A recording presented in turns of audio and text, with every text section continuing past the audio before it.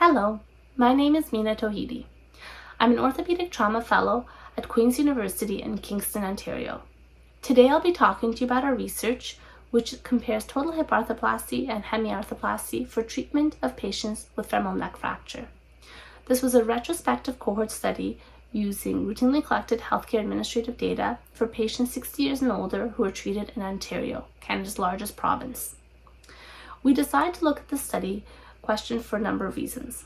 Most importantly, up until now, the existing studies haven't been able to reach a consensus on which treatment, if any, is best for this patient population.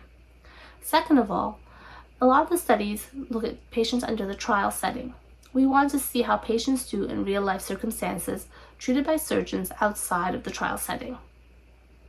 In our study, we showed that risk of hip dislocation was higher after total hip arthroplasty compared to hemiarthroplasty. Risk of revision surgery was low in both treatment groups, and the risk was similar in treatment groups both in the short term and long term after surgery.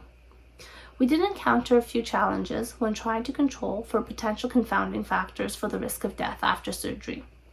This is common when using routinely collected healthcare data. In our discussion section, we talk about this problem and suggest potential ways of avoiding this or dealing with this in future studies. Finally, though our study showed similar risks of revision surgery after treatment between both treatment groups, it's likely that there's still a subset of the patient population that would benefit from total hip arthroplasty. Future studies can look at trying to define who this patient population is.